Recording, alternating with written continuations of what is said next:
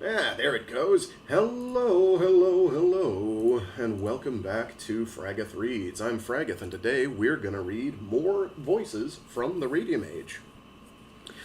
From the More Voices from the Radium Age collection from MIT Press. Let's see, what do we got this week? We got A Victim of Higher Space by one Algernon Blackwood, which might pound for pound be one of the most British names I've ever heard. Published in or written in 1914, and The People of the Pit from 1918, written by A. Merritt. I don't remember the descriptions of these, but I believe these were some of the Lovecraftian horror adjacent ones, which can always be a good time, depending.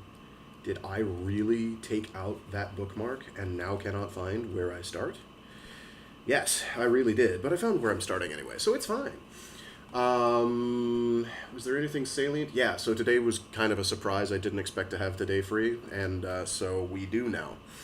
I will post my schedule for the week in the Discord. As of now, it'll be Wednesday, Thursday. Wednesday, Thursday? Good. Now I'm triple and quintuple guessing myself, which is good. That's how we do here. If you don't have a giant amount of self-doubt, you might be doing the wrong thing. Yes. I think that's Wednesday, Thursday. Yes, Wednesday, Thursday. So, we will absolutely be done this book this week. I think no problem. I just have to decide how I'm going to divvy up the last one. Maybe do a short one. Anyway, we'll figure that out. That's problem for Future Frag. Future Frag. He wears mirror shades. And a power glove. 'Cause he's from the Future Frag.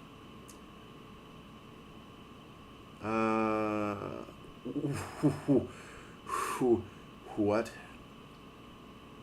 Oh gosh, I get to be annoyingly British for this one.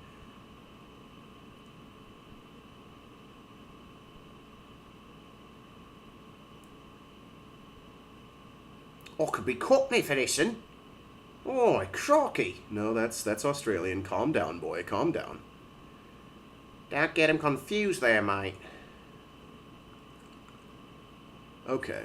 So A Victim of Higher Space ought to be an experience. Wow, that's a lot of exclamation points. That's 1, 2, 3, 4 sentences in a line in a row? No. There's a comma. And there's a period. Okay, so it's just there are like in The People of the Pit. There's a paragraph that has, I think, 4 out of the 5 sentences. Sorry, 3 out of the 5 sentences have exclamation points, and so this will be fun. I get to be excitable. All right. If you can't tell, I may have mainlined some caffeine this morning, which is not good. Because now I'm bouncing off the walls. I don't do stimulants. Don't do drugs, kids. Don't do drugs. Unless they're like life-saving drugs, in which case do them, please. But only in the doses your doctor ordered. So yeah, without further ado, let's get crack-a-lackin' and start reading through whatever this one is. A Victim of Higher Space by one Algernon Blackwood.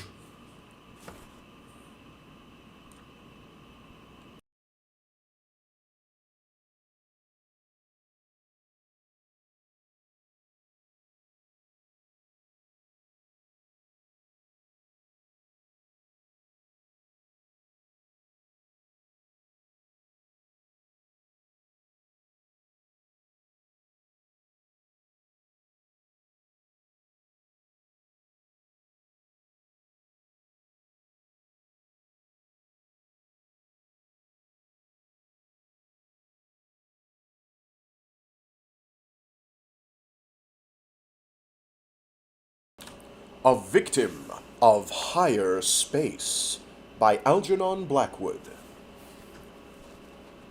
"There's an extraordinary gentleman to see you, sir," said the new man. "Why extraordinary?" asked Dr. Silence, drawing the tips of his thin fingers through his brown beard.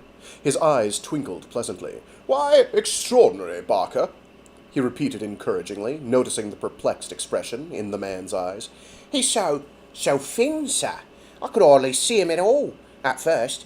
He was inside of the house before I could ask the name," he added, remembering strict orders. "And who brought him here?"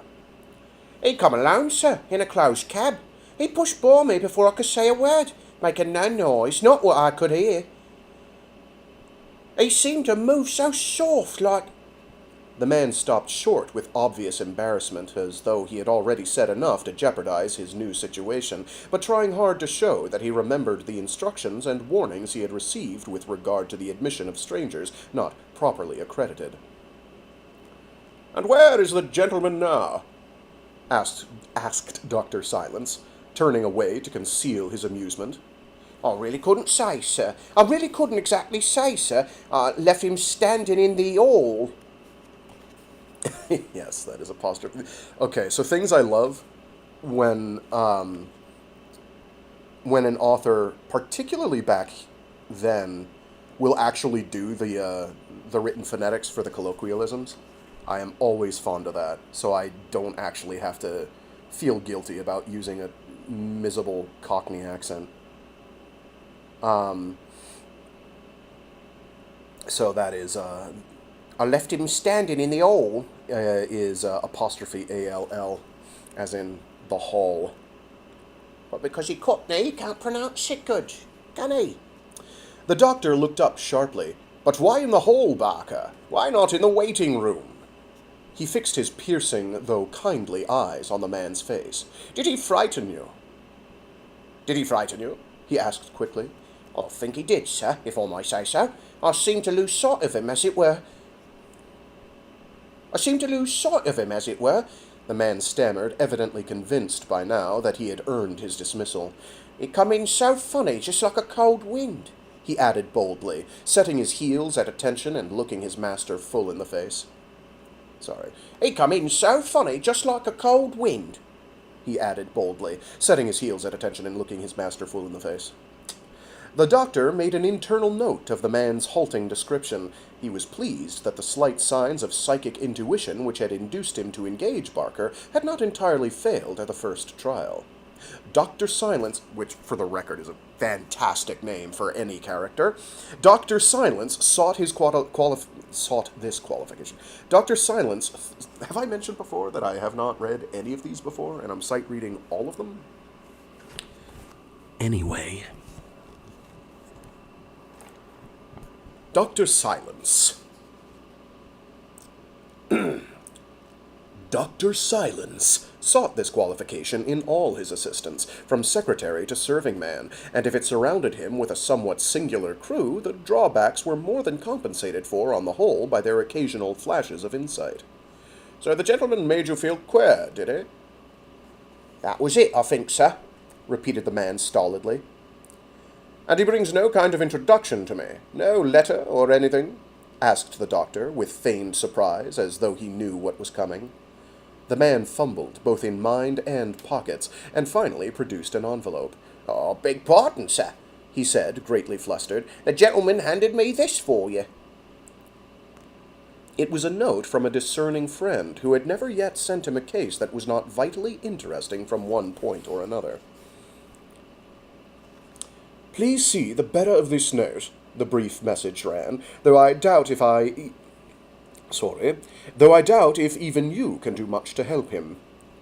John Silence paused a moment, so as to gather from the mind of the writer all that lay behind the brief words of the letter. Then he looked up at his servant with a graver expression than he had yet worn. "Go back and find this gentleman," he said, "and show him into the green study. Do not reply to his question, or speak more than actually necessary, but think kind, helpful, sympathetic thoughts as strongly as you can, Barker. You remember what I told you about the importance of thinking when I engaged you. Put curiosity out of your mind, and think gently, sympathetically, affectionately, if you can." He smiled, and Barker, who had recovered his composure in the doctor's presence, bowed silently and went out. There were 2 different reception rooms in Dr. Silence's house. One, intended for persons who imagined they needed spiritual assistance when really they were only candidates for the asylum, had padded walls, and was well supplied with various concealed contrivances by means of which sudden violence could be instantly met and overcome. It was, however, rarely used. The other, intended for the reception of genuine cases of a psychic nature, was entirely draped and furnished in a soothing deep green, calculated to induce calmness and repose of mind. And this room was the one in which Dr. Silence interviewed the majority of his queer cases, and the one into which he had directed Barker to show his present caller.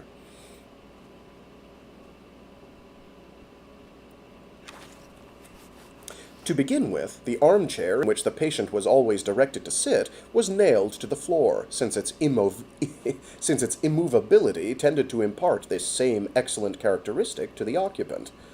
Patients invariably grew excited when talking about themselves, and their excitement tended to confuse their thoughts and to exaggerate their language.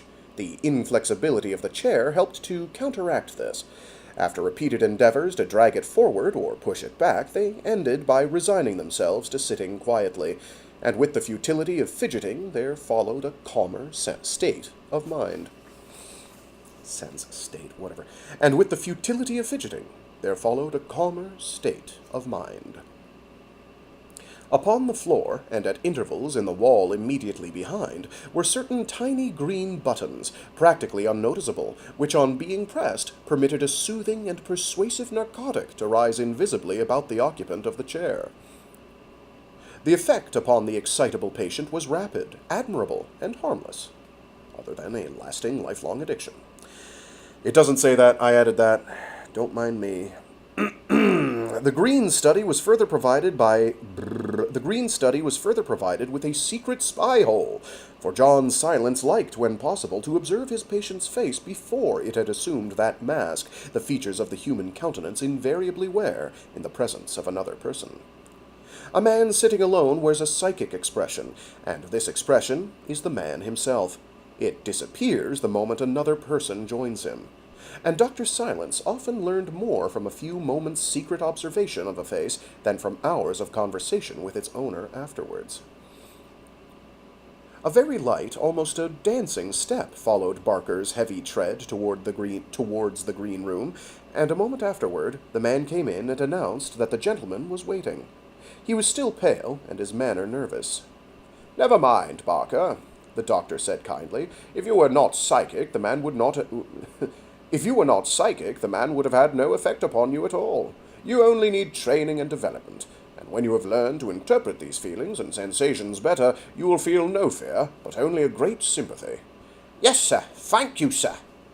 And Barker bowed and made his escape, while Dr. Silence, an amused smile lurking about the corners of his mouth, made his way noiselessly down the passage and put his eye to the spy-hole in the door of the green study. This spy-hole was placed so that it commanded a view of almost the entire room, and, looking through it, the doctor saw a hat, gloves, and umbrella lying on a chair by the table, but searched at first in vain for their owner. The windows were both closed, and a brisk fire burned in the grate. There were various signs intelligible, at least to a keenly intuitive soul, that the room was occupied, yet so far as human beings were concerned, it was empty, utterly empty. No one sat in the chairs, no one stood on the mat before the fire. There was no sign even that a patient was anywhere close against the wall, examining the Bocklin reproductions, as patients so often did when they thought they were alone, and therefore rather difficult to see from the spy-hole. Ordinarily speaking, there was no one in the room. It was undeniable. Yet Dr. Silence was quite well aware that a human being was in the room. His psychic apparatus never failed in letting him know the proximity of an incarnate or discarnate being. Even in the dark he could tell that, and he now knew positively that his patient, The patient who had alarmed Barker and then had tripped down the corridor with that dancing footstep was somewhere concealed within the four walls commanded by his spy hole. He also realized, and this was most unusual, that this individual whom he desired to watch knew that he was being watched. And, further, that the stranger himself was also watching. In fact, that it was he, the doctor, who was being observed, and by an observer as keen and trained as himself. An inkling of the true state of the case began to dawn upon him, and he was on the verge of entering. Indeed, his hand already touched the doorknob, when his eye, still glued to the spy hole, detected a slight movement. Directly opposite, between him and the fireplace, something stirred. He watched very attentively and made certain that he was not mistaken. An object on the mantelpiece, it was a blue vase, disappeared from view. It passed out of sight together with the portion of the marble mantelpiece on which it rested. Next, that part of the fire and the grate and brass fender immediately below it vanished entirely, as though a slice had been taken clean out of them. Dr. Silence then understood that something between him and these objects was slowly coming into being, something that concealed them and obstructed his vision by inserting itself in the line of sight between them and himself. He quietly awaited further results before going in. First, he saw a thin perpendicular line tracing itself from just above the height of the clock and continuing downwards till it reached the woolly fire mat. This line grew wider, broadened, grew solid. It was no shadow. It was something substantial. It defined itself more and more. Then, suddenly, at the top of the line, and about on a level with the face of the clock, he saw a round, luminous disk gazing steadily at him. It was a human eye, looking straight into his own, pressed there against the spy hole. And it was bright with intelligence. Dr. Silence held his breath for a moment, and stared back at it. Dr. Silence held his breath for a moment, and stared back at it. Oh, sorry, there's an M-dash there. Dr. Silence held his breath for a moment, and stared back at it. Better. Then, like someone moving out of a deep... My brain skipped a line. My mouth didn't, but my brain did. Then, like someone moving out of a deep there is no A there, my friend.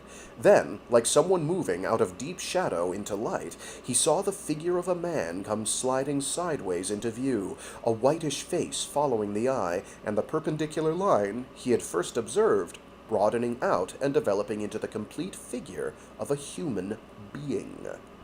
It was the patient. He had apparently been standing there in front of the fire all the time. A second eye had followed the first, and both of them stared steadily at the spy hole, sharply concentrated, yet with a sly twinkle of humor and amusement that made it impossible for the doctor to maintain his position any longer. He opened the door and went in quickly. As he did so, he noticed for the first time the sound of a German band coming in gaily through the open ventilators. In some intuitive, unaccountable fashion, the music connected itself with the patient he was about to interview. This sort of prevision was not unfamiliar to him. It always explained itself later.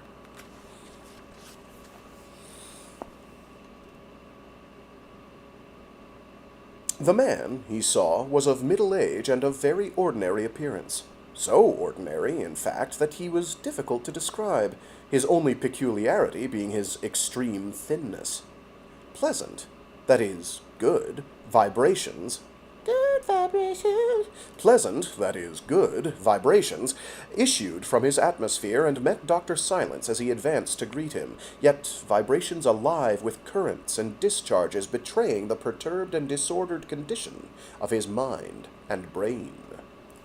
There was... Oh, I forgot to do the Dr. Silence voice. It's fine. There was evidently something wholly out of the usual in the state of his thoughts. Yet, though strange, it was not altogether distressing. It was not the impression that the broken and violent atmosphere of the insane produces...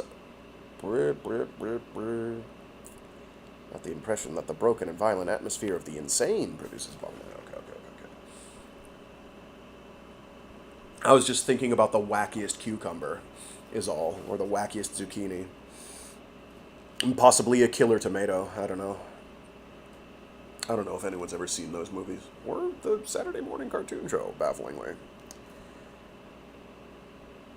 If you haven't, I'm not going to go out and recommend them.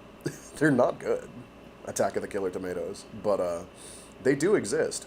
They are, shall we say, products of their time. Where were we? Right. Yet, though strange, it was not altogether distressing. It was not the impression that the broken and violent atmosphere of the insane produces upon the mind.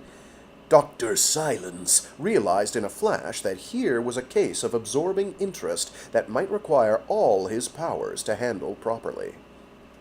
"I was watching you through my little peephole, as you saw," he began, with a pleasant smile, advancing to shake hands. "I find it of the greatest assistance sometimes." But the patient interrupted him at once. His voice was hurried and had odd, shrill changes in it, breaking from high to low in unexpected fashion. One moment it thundered, the next it almost squeaked. "I understand without explanation," he broke in rapidly. "You get the true note of a man in this way, when he thinks himself unobserved. I quite agree. Only in my case, I fear, you saw very little. My case, as you of course grasp, Dr. Silence, is extremely peculiar, uncomfortably peculiar. Indeed, unless Sir William had positively assured me—" "My friend has sent you to me," the doctor interrupted gravely, with a gentle note of authority, "and that is quite sufficient. Pray, be seated, Mr. Mudge, Racine Mudge," returned the other. "Take this comfortable one, Mr. Mudge," leading him to the fixed chair, "and tell me your condition in your own way, and at your own pace. My whole day is at your service if you require it." Mr. Mudge moved towards the chair in question, and then hesitated.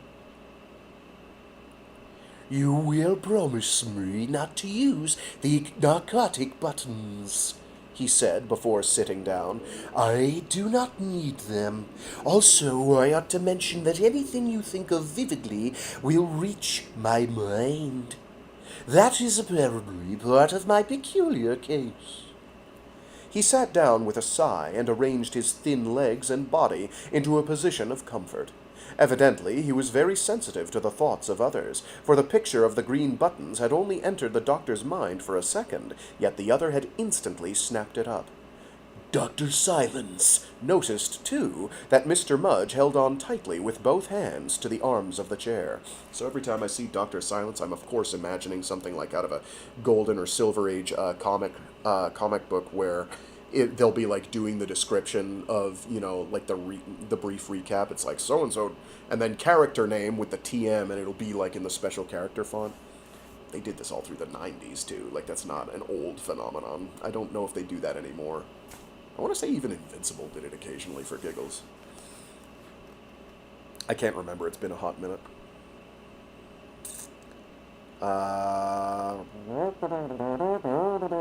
Where were we?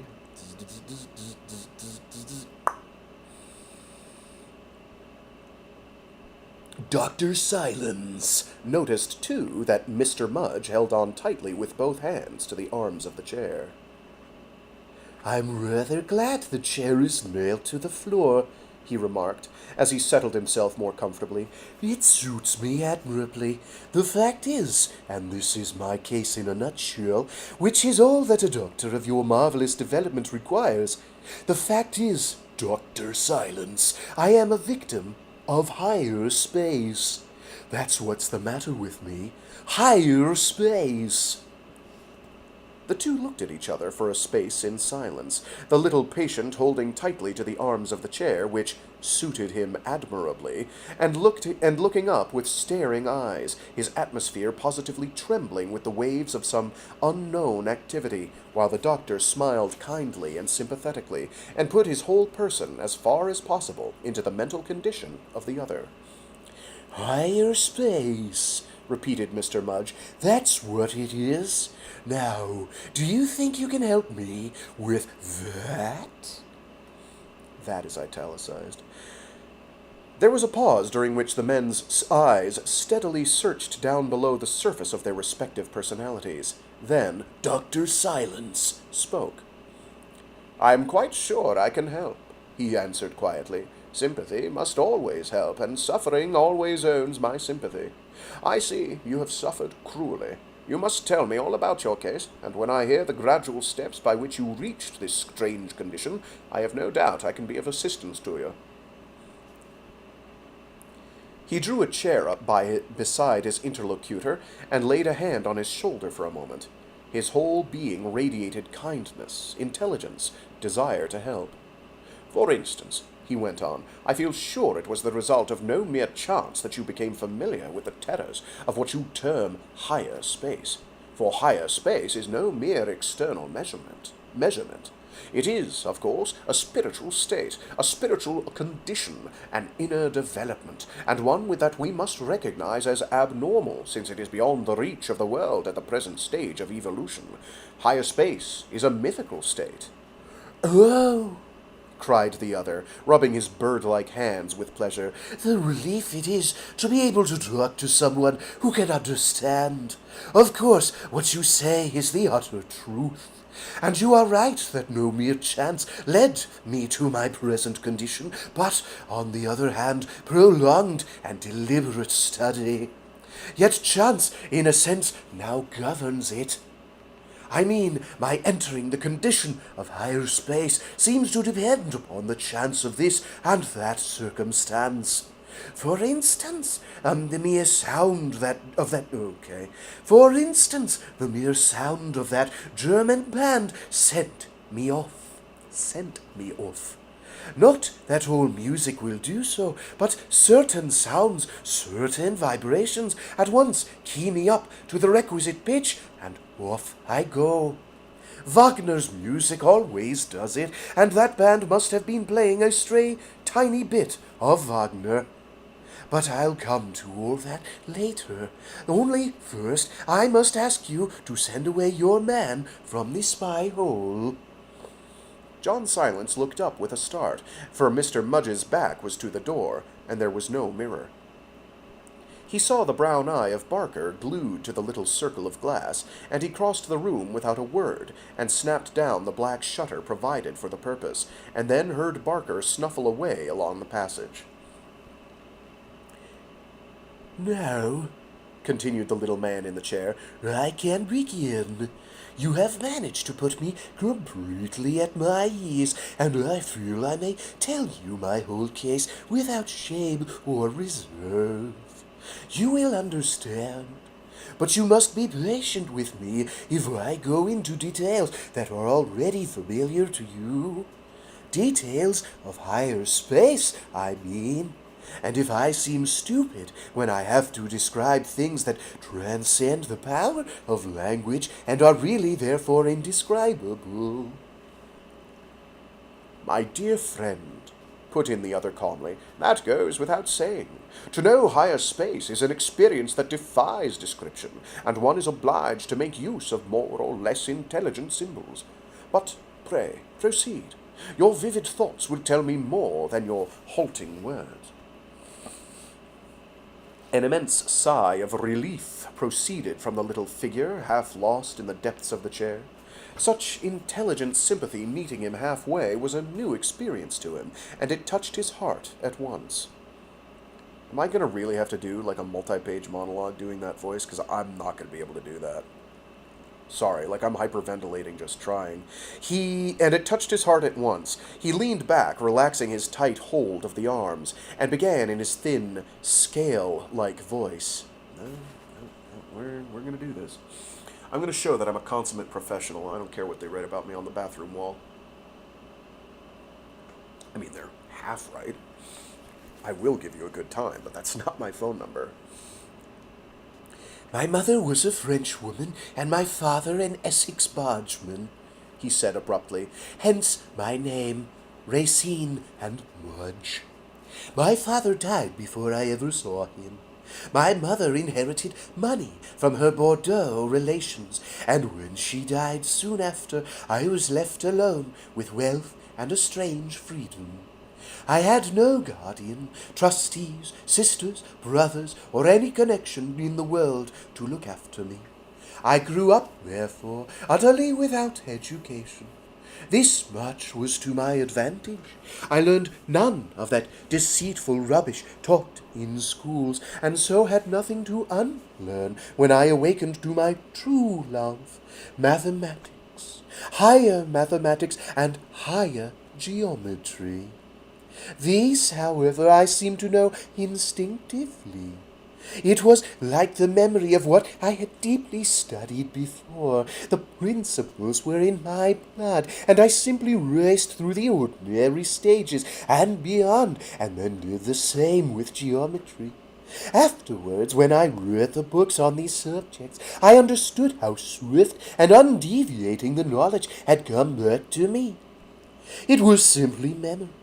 Memory? It was simply memory. It was simply recollecting the memories of what I had known before in a previous existence, and required no books to teach me. In his growing excitement, Mr. Mudge attempted to drag the chair forward a little nearer to his listener, and then smiled faintly as he resigned himself instantly again to its immovability, and plunged anew into the recital of his singular disease. The audacious speculations of Bolyai, the amazing theories of Gauss, that through a point more than one line could be drawn parallel to a given line, the possibility that the angles of a triangle are together greater than two right angles if drawn upon immense curvatures.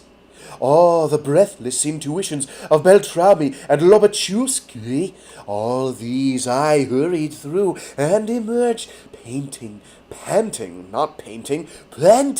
but unsatisfied, upon the verge of my new world, my higher space possibilities. In a word, my disease. How I got there, he resumed after a brief pause, during which he appeared to be listening intently for an approaching sound, is more than I can put intelligibly into words. I can only hope to leave your mind with an intuitive comprehension of the possibility of what I say. Here, however, came a change. At this point I was no longer absorbing the fruits of studies I had made before. It was the beginning of new efforts to learn for the first time, and I had to go slowly and laboriously through terrible work. Here I sought for the theories and speculations of others. But books were few and far between, and with the exception of one man, a dreamer, the world called him, whose audacity and piercing intuition amazed and delighted me beyond description, I found no one to guide or to help. You, of course, Dr. Silence, understand something of what I am driving at with these stammering words, though you cannot perhaps yet guess what depths of pain and my new knowledge brought me to, nor why an acquaintance with a new development of space should prove a source of misery and terror. Mr. Racine Mudge, remembering that the chair would not move, did the next best thing he could in his desire to draw nearer to the attentive man facing him, and sat forward upon the very edge of the cushions, crossing his legs and gesticulating with both hands, as though he saw into this region of new space he was attempting to describe, and might any moment tumble into it bodily from the edge of the chair and disappear from view. That's a misprint. It says disappear form view, but my brain autocorrected. Makes me wonder how often I do that. John Silence, separated from him by 3 paces, sat with his eyes fixed upon the thin white face opposite, noting every word and every gesture with deep attention. So he's basically a therapist, which is cool. And how did that make you feel? This room we now sit in, Dr. Silence, has only one side open to space, to higher space. A closed box only seems closed. There is a way in and out of a soap bubble without breaking the skin. You tell me no new thing, the doctor interposed gently. Hence, if higher space exists and our world borders upon it and lies partially in it, it follows necessarily that we see only portions of all objects. We never see their true and complete shape. We see their 3 measurements, but not their 4. The new direction is concealed from us, and when I hold this book and move my hand all round it, I have not really made a complete circuit. We only perceive those portions of any object which exist in our 3 dimensions. The rest escapes us. But once we learn to see in higher space, objects will appear as they actually are. Only they will thus be hard. Only they will be. But once we learn to see in higher space, objects will appear as they actually are. Only they will thus be hardly recognizable. Now you may begin to grasp something of what I am coming to. I'm beginning to understand something of what you must have suffered, observed the doctor soothingly, for I have made similar experiments myself, and only stopped just in time. You are the one man in all the world who can hear and understand and sympathize, exclaimed Mr. Mudge, grasping his hand and holding it tightly while he spoke. The nailed chair prevented further excitability. Is that Mudge? Well, he resumed after a moment's pause, I procured the implements and the colored blocks. Yes, the colored blocks. They have numbers and letters on them. I procured the implements and the colored blocks for practical experiment, and I followed the instruction carefully till I had arrived at a working conception of 4-dimensional space.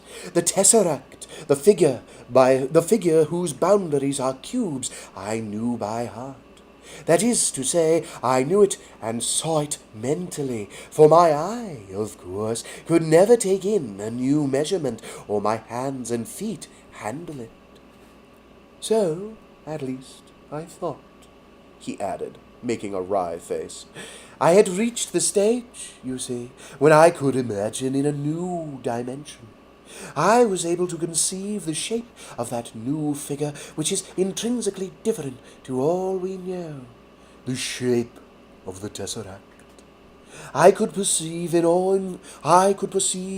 4 dimensions. When, therefore, I looked at the cube, I could see all its sides at once. Its top was not foreshortened, nor its farther side and base invisible. I saw the whole thing out flat, so to speak. And this tesseract was bounded by cubes. Moreover, I also saw its content, its insides.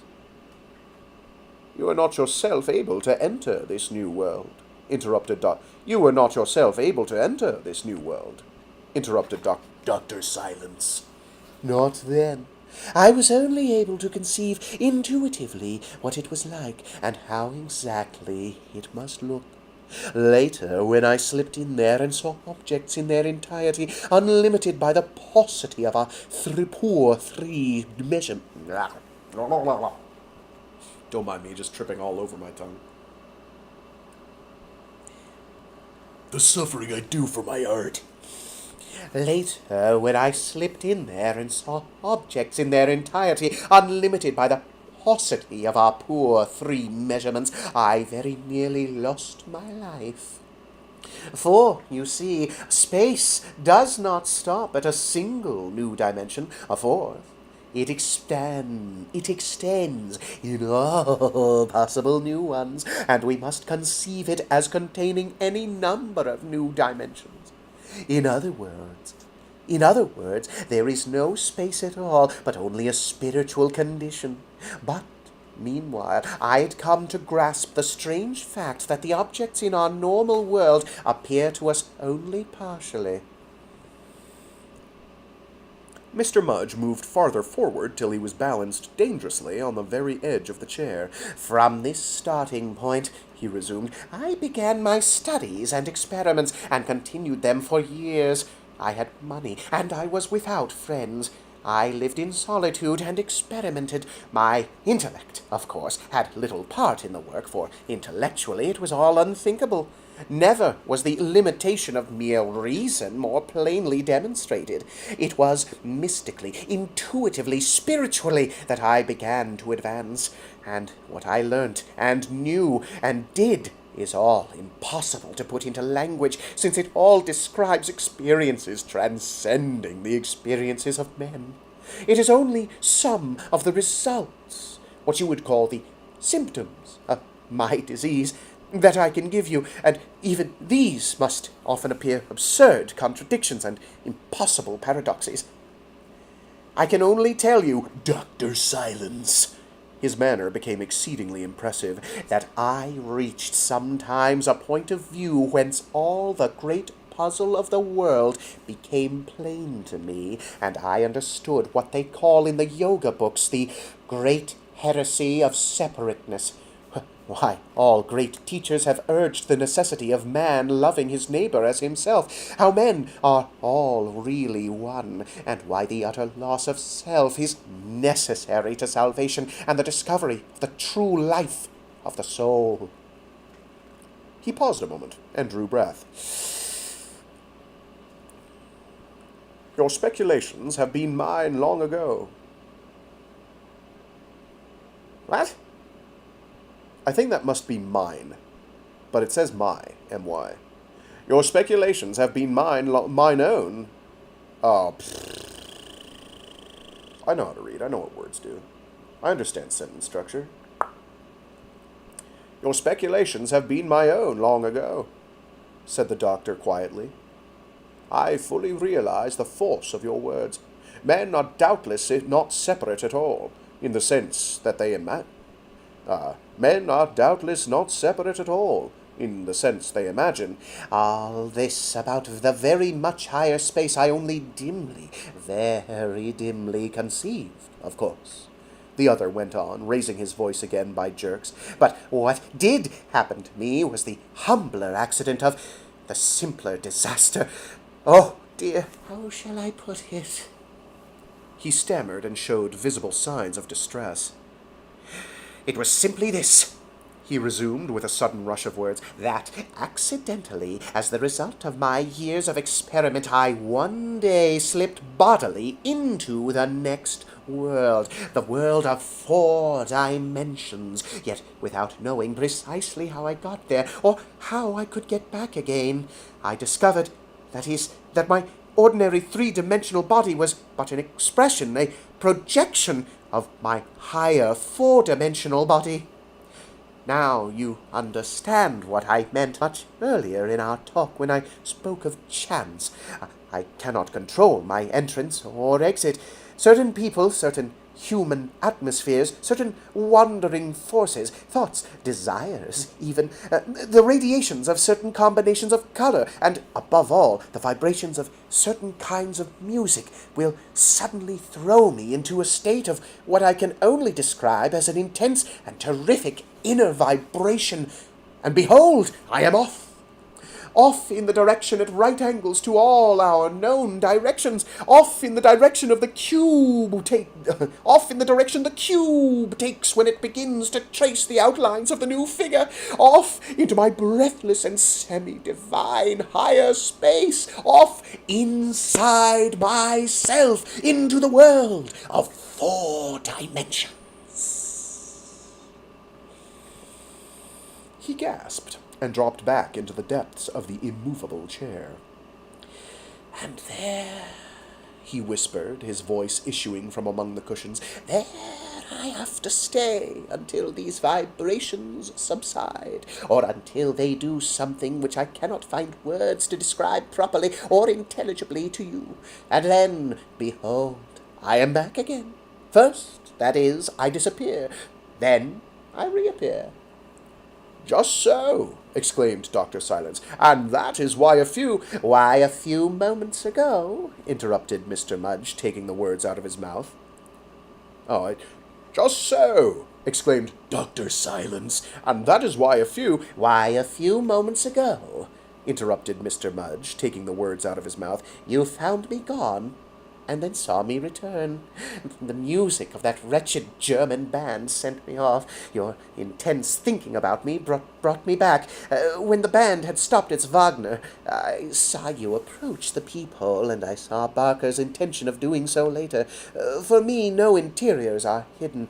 I see inside. When in that state, the content of your mind, as of your body, is open to me as the day. Oh, dear, oh dear, oh dear."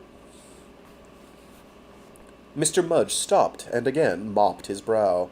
A light trembling ran over the surface of his small body like wind over grass. He still held tightly to the arms of the chair. "At first," he presently resumed, "my new experiences were so vividly interesting that I felt no alarm.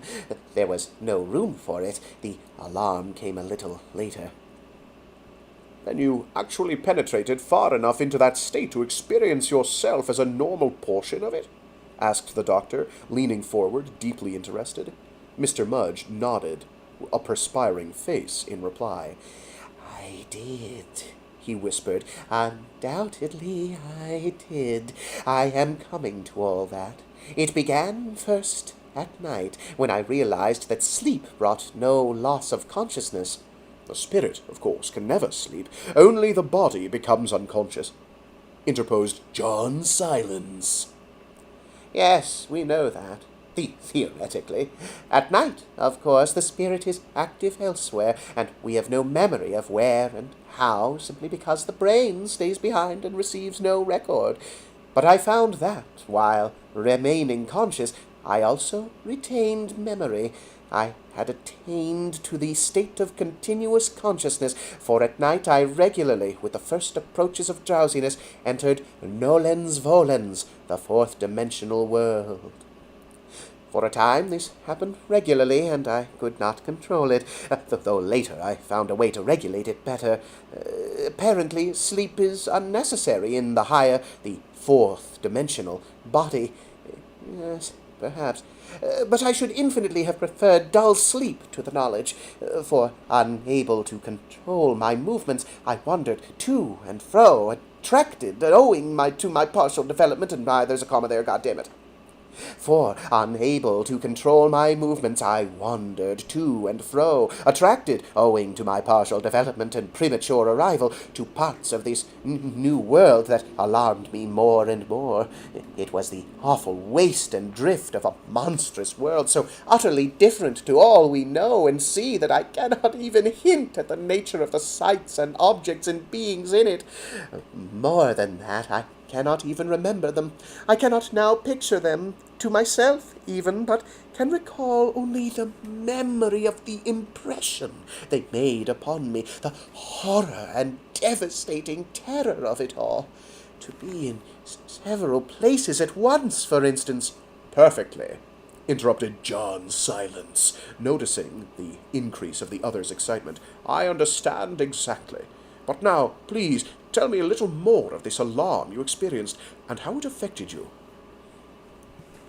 It's not the disappearing and reappearing per se that I mind, continued Mr. Mudge, so much as certain other things. It's seeing people and objects in their weird entirety, in their true and complete shapes, that is so distressing. It introduces me to a world of monsters. Horses, dogs, cats, all of which I loved. People, trees, children, all that I have considered beautiful in life. Everything from a human face to a cathedral appear to me in a different shape and aspect to all I have known before. I cannot perhaps convince you why this should be terrible, but I assure you that it is so. To hear the human voice proceeding from this novel appearance, which I scarcely recognize as a human body, is ghastly, simply ghastly. To see inside everything and everybody is a form of insight peculiarly distressing. To be so confused in geography as to find myself one moment at the North Pole and the next at Clapham Junction, or possibly at both places simultaneously, is absurdly terrifying. Your imagination will readily furnish other details without my multiplying my experiences now. But you have no idea what it all means, and how I suffer. Mr. Mudge paused in his panting account and lay back in his chair. He still held tightly to the arms as though they could keep him in the world of sanity and 3 measurements, and only now and again released his left hand in order to mop his face. He looked very thin and white and oddly insubstantial. Unsubstantial, even. He looked very thin and white and oddly unsubstantial, and he stared about him as though he saw into this other space he had been talking about. John Silence, too, felt warm.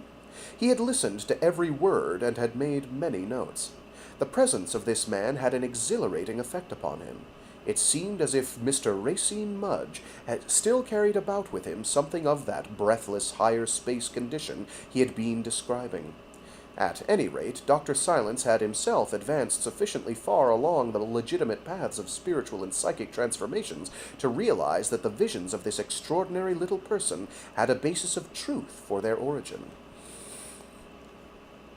After a pause that prolonged itself into minutes, he crossed the room and unlocked a drawer in a bookcase, taking out a small book with a red cover. It had a lock to it, and he produced a key out of his pocket and proceeded to open the covers. The bright eyes of Mr. Mudge never left him for a single second. "It almost seems a pity," he said at length, "to cure you, Mr. Mudge.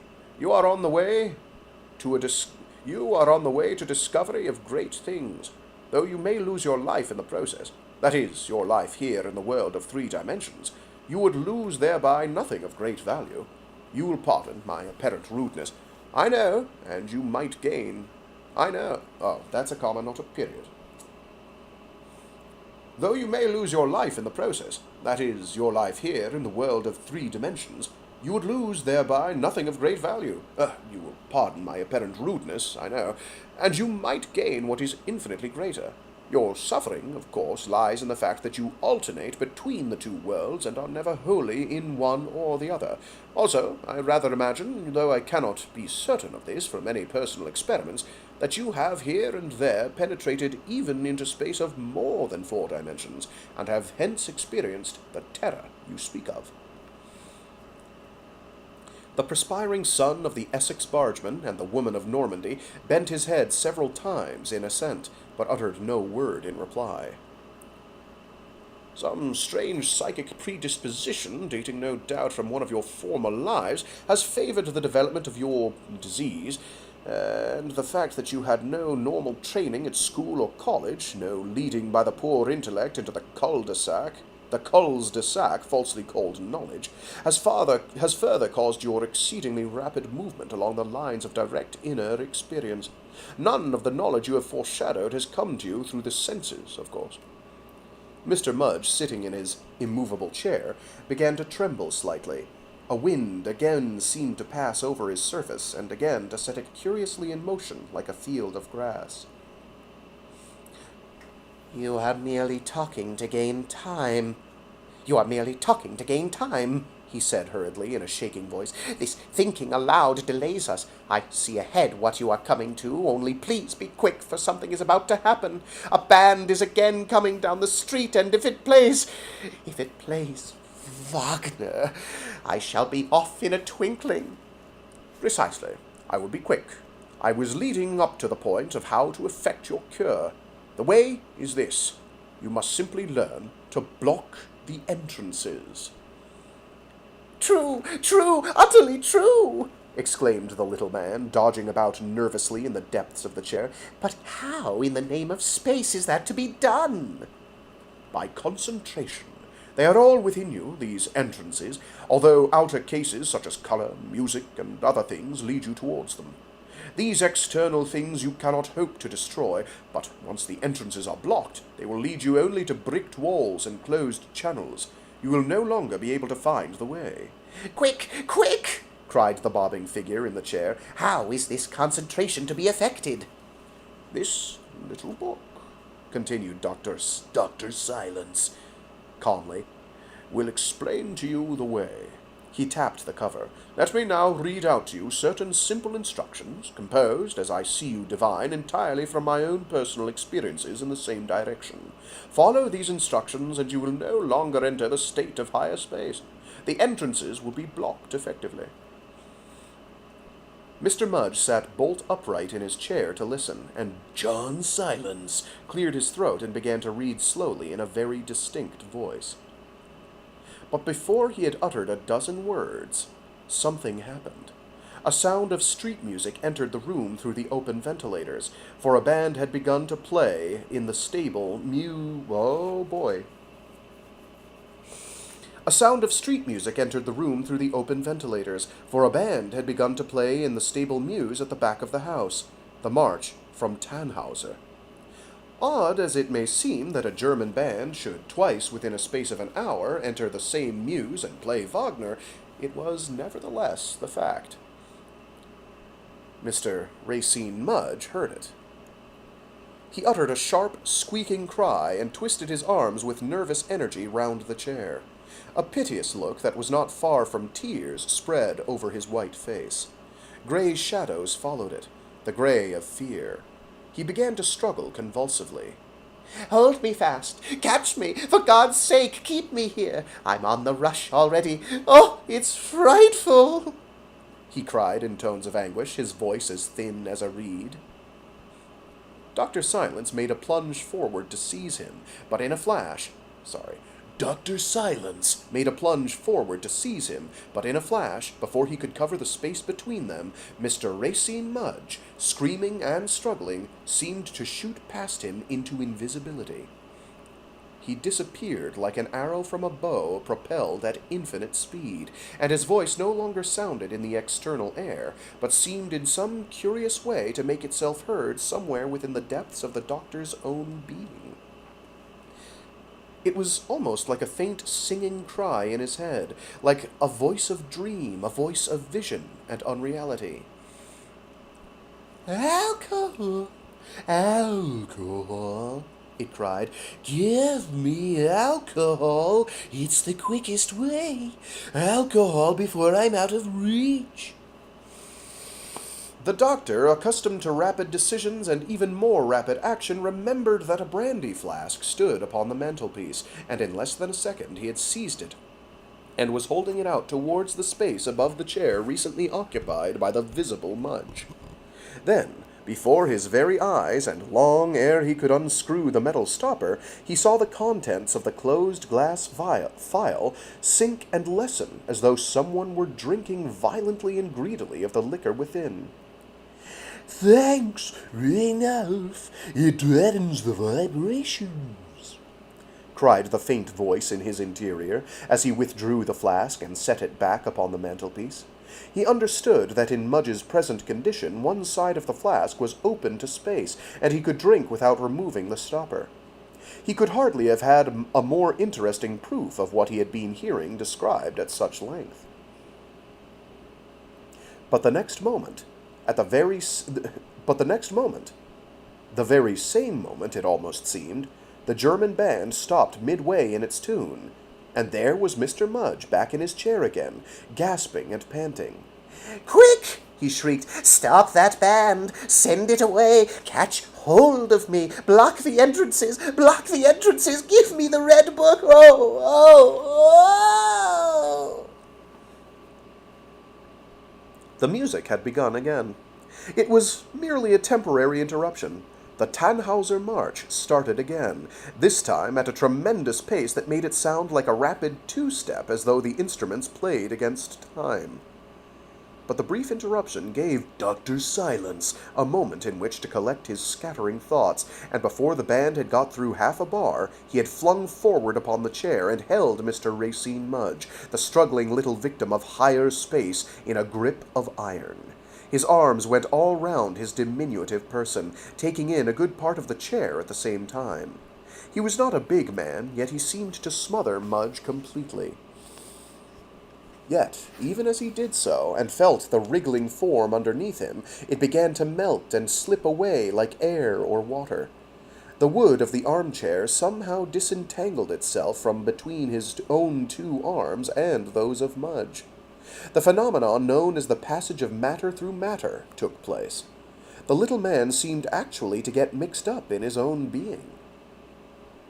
Dr. Silence could just see his face beneath him. It puckered and grew dark as though from some great internal effort. He heard the thin, reedy voice cry in his ear to "Block the entrances! Block the entrances!" And then, but how in the world to describe what is indescribable? John Silence half rose up to watch. Racine Mudge, his face distorted beyond all recognition, was making a marvelous inward movement, as though doubling back upon himself.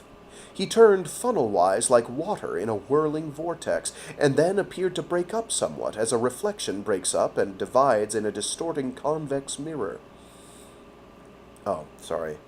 He turned funnel-wise like water in a whirling vortex, and then appeared to break up somewhat, as a reflection breaks up and divides in a distorting convex mirror. He went neither forward nor backwards, neither to the right nor the left, neither up nor down. But he went. He went utterly.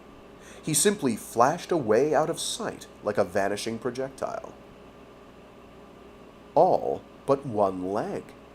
Dr. Silence just had the time and the presence of mind to seize upon the left ankle and boot as it disappeared, and to this he held on for several seconds like grim death.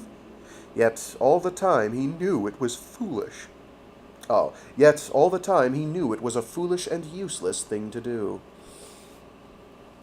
The foot was in his grasp one moment, and the next, it seemed, this was the only way he could describe it, inside his own skin and bones, and at the same time outside his hand and all round it. It seemed mixed up in some amazing way with his own flesh and blood. Then it was gone, and he was tightly grasping a draught of heated air. "Gone, gone, gone," cried a thick, whispering voice, somewhere deep within his own consciousness. "Lost, lost, lost," it repeated, growing fainter and fainter, till at length it vanished into nothing, and the last signs of Mr. Racine Mudge vanished with it. John Silence locked his red book and replaced it in the cabinet, which he fastened with a click, and when Barker answered the bell, he inquired if Mr. Mudge had left a card upon the table. It appeared that he had, and when the servant returned with it, Dr. Silence read the address and made a note of it. It was in North London. "Mr. Mudge is gone," he said quietly to Barker, noticing his expression of alarm. "He's not taken his hat with him, sir." Mr. Mudge requires no hat where he is now, continued the doctor, stooping to poke the fire, but he may return for it. And the umbrella, sir. And the umbrella. He didn't go out my way, sir, if you please, stuttered the amazed servant, his curiosity overcoming his nervousness.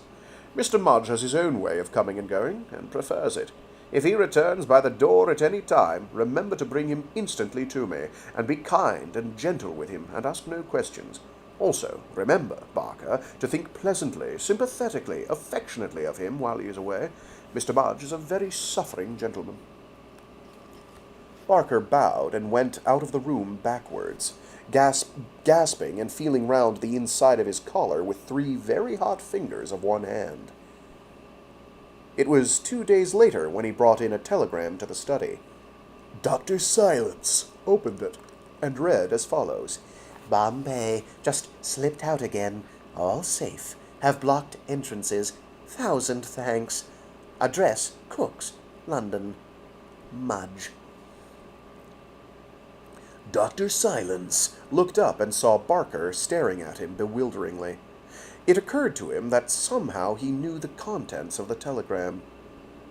"Make a parcel of Mr. Mudge's things," he said briefly, "and address them to Thomas Cook and Sons, Ludgate Circus, and send them there exactly a month from today, and marked, 'To be called for.'" Yes, sir, said Barker, leaving the room with a deep sigh and a hurried glance at the waste-paper basket where his master had dropped the pink paper. And that was A Victim of Higher Space, written in 1914 by Algernon Blackwood.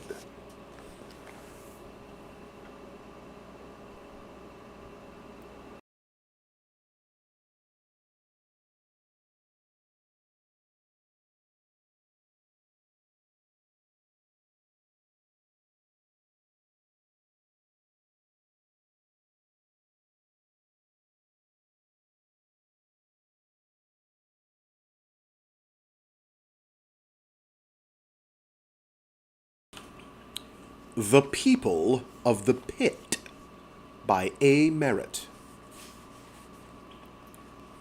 North of us, a shaft of light shot halfway to the zenith.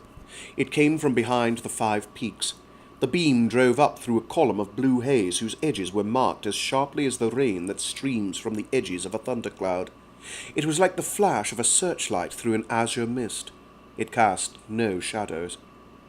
As it struck upward, the summits were outlined hard and black, and I saw the whole mountain was shaped like a hand.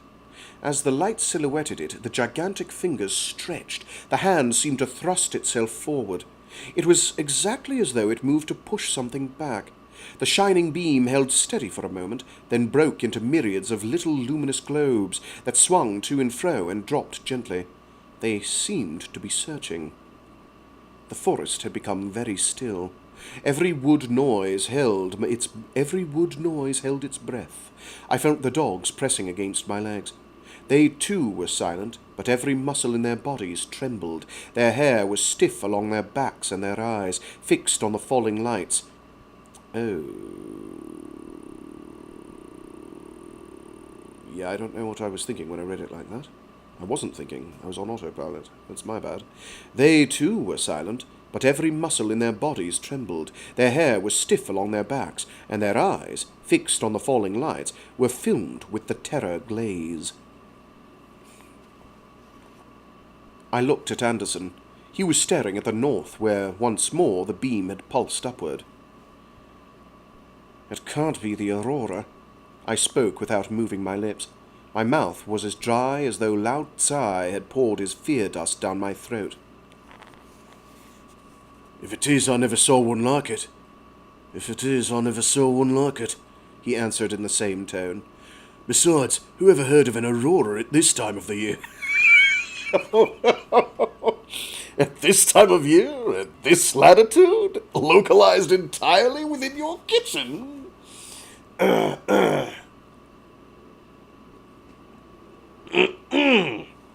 Ahem. "If it is, I never saw one like it," he answered in the same tone. "Besides, who ever heard of an aurora at this time of the year?" He voiced the thought that was in my own mind. It makes me think something is being hunted up there, he said. An unholy sort of hunt. It's well for us to be out of range. The mountain seems to move each time the shaft shoots up, I said. What's keeping it back, Star? It makes me think of the frozen hand of cloud that Shan Nadur set before the gate of ghouls to keep them in the lairs that Eblis cut for them. He raised a hand, listening. From the north and high overhead there came a whispering. It was not the rustling of the aurora, that rushing, crackling sound like the ghosts of winds that blew at creation, racing through the skeleton leaves of ancient trees that sheltered Lilith. It was a whispering that held in it a demand. It was eager. It called us to come up where the beam was flashing. It drew. There was in it a note of inexorable insistence. It touched my heart with 1,000 tiny, fear-tipped fingers, and had filled me with a vast longing to race on and merge myself in the light. It must have been so that Ulysses felt when he strained at the mast and strove to obey the crystal-sweet singing of the sirens. The whispering grew louder. "What the hell's the matter with those dogs?" cried Anderson savagely. "Look at them!" The Malamutes, whining, were racing away toward the light. We saw them disappear among the trees. There came back to us a mournful howling. Then that, too, died away and left nothing but the insistent murmuring overhead. The glade we had camped in looked straight to the north. We had reached, I suppose, 300 miles above the first great bend of the Kuskokwim?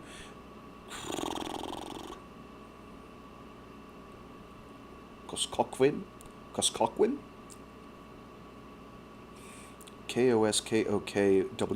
Koskokwim. Not the trickiest Native American word I've ever seen. Passagassawakiag. The fact that I can do that shows how often I have to practice it. Which is, I think, in Maine, as I recall. Somewhere on the coast. It's a river valley, I think? Passagassawakiag? Yeah. Anyway. Where were we? Right. The glade we had camped in looked straight to the north. We had reached, I suppose, 300 miles above the first great bend of the Kuskokwim toward the Yukon. Certainly we were in an untrodden part of the wilderness. We had pushed through from Dawson at the breaking of the spring on a fair lead to the lost 5 peaks between which, so that the Athabasian medicine man had told us, the gold streams... Oh my God... We had pushed through from Dawson at the breaking of the spring on a fair lead to the lost 5 peaks between which, so the Athabasian medicine man had told us, the gold streams out like putty from a clenched fist. Not an Indian were we able to get to go with us. Not an Indian we were able to get to go with us. Unless they mean there were no Indians that we were able to get to go with us. Not an Indian were we able to get to go with us. The land of the Hand Mountain was accursed, they said. We had sighted the peaks the night before, their tops faintly outlined against a pulsing glow, and now we saw the light that had led us to them. Anderson stiffened. Through the whispering had broken... What? Oh, Anderson stiffened. Through the whispering had broken a curious pad and a rustling. It sounded as though a small bear were moving towards us. I threw a pile of wood on the fire and, as it blazed up, saw something break through the bushes. It walked on all 4s, but it did not walk like a bear. All at once it flashed upon me. It was like a baby crawling upstairs. The forepaws lifted themselves in grotesquely infantile fashion. It was grotesque, but it was terrible. It grew closer. We reached for our guns, and dropped them. Suddenly we knew that this crawling thing was a man. It was a man. Still with the high-climbing pad, he swayed to the fire. He stopped. "Safe," whispered the crawling man, in a voice that was an echo of the murmur overhead. "Quite safe here. They can't get out of the blue, you know. They can't get you unless you go to them. He fell over on his side. We ran to him. Anderson knelt. God's love, he said. Frank, look at this. He pointed to the hands. The wrists were covered with torn rags of a heavy shirt. The hands themselves were stumps. The fingers had been bent into the palms, and the flesh had been worn to the bone. They looked like the feet of a little black elephant. My eyes travelled down to the body. Around the waist was a heavy band of yellow metal. From it fell a ring and a dozen links of shining white chain. What is he? Where did he come from? Said Anderson. Look, he's fast asleep. Yet even in his sleep his arms try to climb and his feet draw themselves up one after the other. And his knees, how in God's name was he ever able to move on them? It was even as he said. In the deep sleep that had come upon the crawler, arms and legs kept raising in a deliberate, dreadful climbing motion. It was as though they had a life of their own. They kept their movement independently of the motionless body. They were semaphoric motions. If you have ever stood at the back of a train and watched the semaphores rise and fall, you will know exactly what I mean. Abruptly, the overhead whispering ceased. The shaft of light dropped and did not rise again. The crawling man became still. A gentle glow began to grow around us. It was dawn, and the short Alaskan summer night was over. Anderson rubbed his eyes and turned to me a haggard face. Man, he exclaimed, you look as though you have been through a spell of sickness. No more than you, Star, I said. What do you make of it all? I'm thinking our only answer lies there, he answered, pointing to the figure that lay so motionless under the blankets we had thrown over him. Whatever it was, that's what it was after. There was no aurora about that light, Frank. It was like the flaring up of some queer hell the preacher folk never frightened us with. We'll go no further today, I said. I wouldn't wake him for all the gold that runs between the fingers of the 5 peaks, nor for all the devils that may be behind them. The crawling man lay in a sleep as deep as the Styx. We bathed and bandaged the pads that had been his hands. Arms and legs were as rigid as though they were crutches. He did not move while we worked over him. He lay as he had fallen, the arms a trifle raised, the knees bent. Why did he crawl? Whispered Anderson. Why didn't he walk? I was filing the band about the waist. It was gold, but it was like no gold I had ever handled. Pure gold is soft. This was soft, but it had an unclean, viscid life of its own. Viscid life of its own. It clung to the file. I gashed through it, bent it away from the body, and hurled it far off. It was loathsome. All that day he slept. Darkness came, and still he slept. That night there was no shaft of light, no questing lobe, no whispering. Some spell of horror seemed lifted from the land. It was noon when the crawling man awoke. I jumped as the pleasant drawling voice sounded. How long have I slept? He asked. His pale blue eyes grew quizzical as I stared at him. A night, and almost 2 days, I said. Was there any light up there last night? He nodded to the north eagerly. Any whispering? Oh, was there any light up there last night? He nodded to the north eagerly. Any whispering? Neither, I answered. His head fell back and he stared up at the sky. They've given it up then, he said at last. Who have given it up? Asked Anderson. Why, the people of the pit, replied the crawling man quietly. We stared at him. The people of the pit, he said. Things that the devil made before the flood, and that somehow have escaped God's vengeance. You weren't in any danger from them, unless you had followed their call. They can't get any further than the blue haze. I was their prisoner, he added simply. They were trying to whisper me back to them. Anderson and I looked at each other, the same thought in both our minds. You're wrong, said the crawling man. I'm not insane. Give me a very little to drink. I'm going to die soon, but I want you to take me as far south as you can before I die, and afterwards I want you to build a big fire and burn me.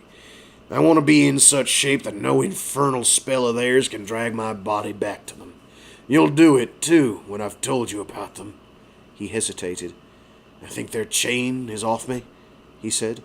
"I cut it off," I answered shortly. "Thank God for that, too," whispered the crawling man. He drank the brandy and water we lifted to his lips. "Arms and legs quite dead," he said. "Dead as I'll be soon. Well, they did well for me. Now I'll tell you what's up there behind that hand. Hell. Now listen. My name is Stanton. Sinclair Stanton. Class of 1900, Yale. Explorer. I started away from Dawson last year to hunt for 5 peaks that rise like the hand of a... Oh, goddamn, I don't know how to read good. I started away from Dawson last year to hunt for 5 peaks that rise like a hand in a haunted country and run pure gold between them. Same thing you were after? I thought so. Late last fall, my comrade sickened. Sent him back with some Injuns. A little later, all my Injuns ran away from me. I decided I'd stick, built a cabin, stocked myself with food, and lay down to winter it. In the spring, I started off again. Little less than 2 weeks ago, I sighted the 5 peaks. Not from this side, though. The other. Give me some more brandy. I'd made too wide a detour, he went on. I'd gotten too far north. I beat back. From this side, you see nothing but forest straight up to the base of the Hand Mountain. Over on the other side. He was silent for a moment. Over there is forest, too. But it doesn't reach so far. No, I came out of it. Stretching miles in front of me was a level plain. It was as worn and ancient-looking as the desert around the ruins of Babylon. At its end rose the peaks. Between me and them, far off, was what looked like a low dike of rocks. Then I ran across the road. "The road?" cried Anderson incredulously. "The road," said the crawling man. "A fine, smooth stone road. It ran straight into the mountain. Straight on to the mountain. Oh, it was a road, all right, and worn as though millions and millions of feet had passed over it for thousands of years. On each side of it were sand and heaps of stones. After a while, I began to notice these stones. They were cut, and the shape of the heaps somehow gave me the idea that 100,000 years ago they might have been houses. I sensed man about them, and at the same time they smelled of immemorial antiquity. Well, the peaks grew closer, the heaps of ruins thicker. Something inexpressibly desolate hovered over them. Something reached from them that struck my heart like the touch of ghosts so old that they could only be the ghosts of ghosts. I went on. And now I saw that what I had thought to be the low rock range at the base of the peaks was a thicker litter of ruins. The Hand Mountain was really much farther off. The road passed between 2 high rocks that raised themselves like a gateway. The crawling man paused. "They were a gateway," he said. "I reached them. I went between them. And then I sprawled and clutched the earth in sheer awe. I was on a broad stone platform.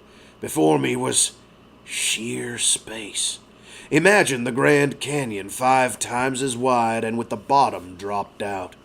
That is what I was looking into. It was like peeping over the edge of a cleft world down into the infinity where the planets roll. On the far side stood the 5 peaks. They looked like a gigantic warning hand stretched up to the sky. The lip of the abyss curved away on each side of me. I could see down perhaps 1,000 feet. Then a thick blue haze shut out the eye. It was like the blue you see gather on the high hills at dusk. And the pit, it was awesome. Awesome as the Maori Gulf of Ranelagh, that sinks between the living and the dead, and that only the freshly released soul has strength to leap, but never strength to cross again. I crept back from the verge and stood up, weak. My hand rested upon one of the pillars, against one of the pillars of the gateway. There was carving upon it. It bore in still sharp outlines the heroic figure of a man. His back was turned. His arms were outstretched. There was an odd peaked headdress upon him. I looked at the opposite pillar. It bore a figure exactly similar. The pillars were triangular, and the carvings were on the side away from the pit. The figures seemed to be holding something back. I looked closer. Behind the outstretched hands, I seemed to see other shapes. I traced them out, vaguely. Suddenly, I felt unaccountably sick. There had come to me an impression of enormous, upright slugs. Their swollen bodies were faintly cut, all except the heads, which were well-marked globes. They were unutterably loathsome. I turned from the gates back to the void. I stretched myself upon the slab and looked over the edge. A stairway led down into the pit. A stairway? We cried. A stairway, repeated the crawling man as patiently as before. It seemed not so much carved out of the rock as built into it. The slabs were about 6 feet long and 3 feet wide. It ran down from the platform and vanished into the blue haze.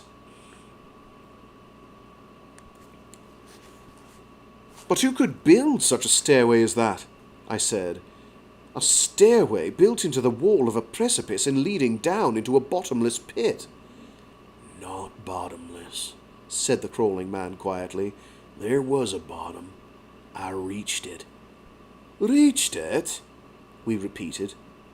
Yes, by the stairway, answered the crawling man. You see, I went down it. Yes, he said. I went down the stairway, but not that day. I made my camp back at the gates. At dawn, I filled my knapsack with food, my 2 canteens with water from a spring that wells up there by the gateway, walked between the carved monoliths, and stepped over the edge of the pit. The steps ran along the side of the rock at a 40-degree pitch. As I went down and down, I studied them. They were of a greenish rock, quite different from the granitic porphyry that formed the wall of the precipice. At first, I thought that the builders had taken advantage of an outcropping stratum and had carved from it their gigantic flight. But the regularity of the angle at which it fell made me doubtful of this theory. After I had gone perhaps half a mile, I stepped out upon a landing. From this landing, the stairs made a V-shaped turn and ran on downward, clinging to the cliff at the same angle as the first flight. It was a zigzag, and after I had made 3 of these turns, I knew that the steps dropped straight down in a succession of such angles. No strata could be so regular as that. No, the stairway was built by hands. But whose? The answer is in those ruins around the edge, I think, never to be read. By noon, I had lost sight of the 5 peaks and the lip of the abyss. Above me, below me, was nothing but the blue haze. Beside me, too, was nothingness, for the further breast of rock had long since vanished. I felt no dizziness, and any trace of fear was swallowed in a vast curiosity. What was I to discover? Some ancient and wonderful civilization that had ruled when the poles were tropical gardens? Nothing living, I felt sure. All was too old for life. Still, a stairway so wonderful must lead to something quite as wonderful, I knew. What was it? I went on. At regular intervals, I had passed the mouths of small caves. There would be 2,000 steps and then an opening, 2,000 more steps and an opening, and so on and so on. Late that afternoon, I stopped before one of these clefts. I suppose I had gone then 3 miles down the pit, although the angles were such that I had walked, in all, fully 10 miles. I examined the entrance. On each side were carved the figures of the great portal above, only now they were standing face forward, the arms outstretched as though to hold something back from the outer depths. Their faces were covered with veils. There were no hideous shapes behind them. I went inside. The fissure ran back for 20 yards like a burrow. It was dry and perfectly light. Outside, I could see the blue haze rising upward like a column, its edges marked clearly marked. I felt an extraordinary sense of security, although I had not been conscious of any fear. I felt that the figures at the entrance were guardians. But against what? The blue haze thickened and grew faintly luminescent. I fancied that it was dusk above. I ate and drank a little and slept. When I awoke, the blue had lightened again, and I fancied it was dawn above. I went on. I forgot the gulf yawning at my side. I felt no fatigue and little hunger or thirst, although I had drunk and eaten sparingly. That night I spent within another of the caves, and at dawn I descended again. It was late that day when I first saw the city. He was silent for a time. The city, he said at last. There is a city, you know, but not such a city as you have ever seen, nor any other man who has lived to tell of it. The pit, I think, is shaped like a bottle. The opening before the 5 peaks is the neck. But how wide the bottom is, I do not know. Thousands of miles, maybe. I had begun to catch little glints of light far down in the blue. Then I saw the tops of trees, I suppose they are. But not our kind of trees. Unpleasant, snaky kind of trees. They reared themselves on high, thin trunks, and their tops were nests of thick tendrils with ugly little leaves like arrowheads. The trees were red, a vivid, angry red. Here and there I glimpsed spots of shining yellow. I knew that these were water, because I could see things breaking through their surface, or at least I could see the splash and ripple, but what it was that disturbed them I never saw. Straight beneath me was the city. I looked down upon mile after mile of closely packed cylinders. They lay upon their sides in pyramids of 3, of 5, of dozens, piled upon each other. It is hard to make you see what that city is like. Look, suppose you have water pipes of a certain length, and first you lay 3 of them side by side, and on top of them you place 2, and on these 2, 1. Or suppose you take 5 for a foundation and place on these 4, and then 3, then 2, then 1. Do you see? That was the way they looked. But they were topped by towers, by minarets, by flares, by fans, and twisted monstrosities. They gleamed as though coated with pale rose flame. Beside them, the venomous red trees raised themselves like the heads of hydras, guarding nests of gigantic, jeweled, and sleeping worms. A few feet beneath me, the stairway jutted out into a titanic arch, unearthly as the span that bridges hell and leads to Asgard. It curved out and down straight through the top of the highest pile of carven cylinders, and then it vanished through it. It was appalling. It was demonic. The crawling man stopped. His eyes rolled up into his head.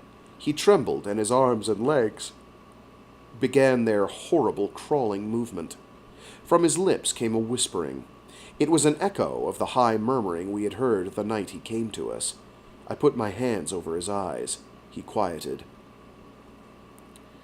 "The thing's accursed," he said. "The people of the pit." Did I whisper? Yes, but they can't get me now. They can't. After a time, he began as quietly as before. I crossed the span. I went down through the top of that building. Blue darkness shrouded me for a moment, and I felt the steps twist into a spiral. I wound down, and then I was standing high up in... I can't tell you in what. I'll have to call it a room. We have no images for what is in the pit. 100 feet below me was the floor. The walls sloped down and out from where I stood in a series of widening crescents. The place was colossal, and it was filled with a curious mottled red light. It was like the light inside a green and gold-flecked fire opal. I went down to the last step. Far in front of me rose a high, columned altar. Its pillars were carved in monstrous scrolls. Like mad octopuses with 1,000 drunken tentacles, they rested on the backs of shapeless monstrosities carved in crimson stone. The altar front was a gigantic slab of purple covered with carvings. I can't describe these carvings. No human being could. The human eye cannot grasp them any more than it can grasp the shapes that haunt the fourth dimension. Only a subtle sense in the back of the brain sensed them vaguely. They were formless things that gave no conscious image, yet pressed into the mind like small, hot seals. Ideas of hate, of combats between unthinkable, monstrous things, victories in a nebulous hell of steaming, obscene jungles, aspirations and ideals immeasurably loathsome. As I stood, I grew aware of something that lay behind the lip of the altar 50 feet above me. I knew it was there. I felt it with every hair and every tiny bit of my skin. Something infinitely malignant, infinitely horrible, infinitely ancient.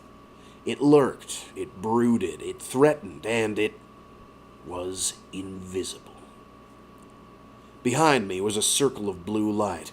I ran for it. Something urged me to turn back, to climb the stairs and make away. It was impossible. Repulsion for that unseen thing. Repulsion for that unseen thing raced me onward as though a current had my feet. I passed through the circle. I was out on a street that stretched on into dim distance between rows of the carven cylinders. Here and there the red trees arose. Between them rolled the stone burrows, and now I could take in the amazing ornamentation that clothed them. They were like the trunks of smooth-skinned trees that had fallen and had been clothed with high-reaching noxious orchids.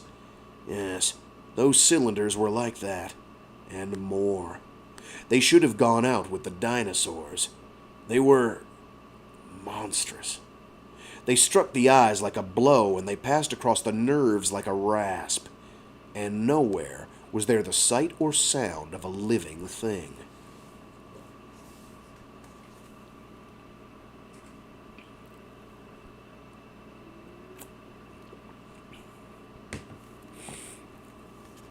There were circular openings in the cylinders, like the circle in the temple of the stairway. I passed through one of them. I was in a long, bare, vaulted room whose curving sides half closed 20 feet over my head, leaving a wide slit that opened into another vaulted chamber above. There was absolutely nothing in the room save the same mottled reddish light that I had seen in the temple. I stumbled. I still could see nothing, but there was something on the floor over which I had tripped. I reached down, and my hand touched a thing cold and smooth that moved under it. I turned and ran out of that place. I was filled with a loathing that had in it something of madness. I ran on, blindly, wringing my hands, weeping with horror. When I came to myself, I was still among the stone cylinders and red trees. I tried to retrace my steps, to find the temple. I was more than afraid. Yeah, I was like a new loosed soul, panic-stricken with the first terrors of hell. I could not find the temple. Then the haze began to thicken and glow, the cylinders to shine more brightly. I knew that it was dusk in the world above, and I felt that with dusk my time of peril had come, that the thickening of the haze was the signal for the awakening of whatever things lived in this pit. I scrambled up the sides of one of the burrows. I hid behind a twisted nightmare of stone. Perhaps, I thought, there was a chance of remaining hidden until the blue lightened and the peril passed. There began to grow around me a murmur. It was everywhere, and it grew and grew into a great whispering. I peeped from the side of the stone down into the street. I saw lights passing and repassing. More and more lights. They swam out of the circular doorways and they thronged the street. The highest were 8 feet above the pavement, the lowest perhaps 2. They hurried, they sauntered, they bowed, they stopped and whispered, and there was nothing under them. "Nothing under them," breathed Anderson. No, he went on, that was the terrible part of it. There was nothing under them. Yet certainly the lights were living things. They had consciousness, volition, thought. What else I did not know. They were nearly 2 feet across, the largest. Their center was a bright nucleus, red, blue, green. This nucleus faded off gradually into a misty glow that did not end abruptly. It, too, seemed to fade off into nothingness, but a nothingness that had under it a somethingness. I strained my eyes, trying to grasp this body into which the lights merged and which one could only feel was there, but could not see. And all at once I grew rigid. Something cold and thin like a whip had touched my face. I turned my head. Close behind were 3 of the lights. They were a pale blue. They looked at me, if you could imagine lights that are eyes. Another whiplash gripped my shoulder. Under the closest light came a shrill whispering. I shrieked. Abruptly, the murmuring in the street ceased. I dragged my eyes from the pale blue globe that held them and looked out. The lights in the streets were rising by myriads to the level of where I stood. There they stopped and peered at me. They crowded and jostled as though they were a crowd of curious people on Broadway. I felt a score of the lashes touch me. When I came to myself, I was again in the great place of the stairway, lying at the foot of the altar. All was silent. There were no lights, only the mottled red glow. I jumped to my feet and ran toward the steps. Something jerked me back to my knees, and then I saw that around my waist had been fastened a yellow ring of metal. From it hung a chain, and this chain passed up over the lip of a high ledge. I was chained to the altar. I reached into my pockets for my knife to cut through the ring. It was not there. It was not there. I had been stripped of everything except one of the canteens that I had hung around my neck, and which I suppose they had thought was part of me. I tried to break the ring. It seemed alive. It writhed in my hands and drew itself closer around me. I pulled at the chain. It was immovable. There came to me the consciousness of the unseen thing above the altar. I groveled at the foot of the slab and wept.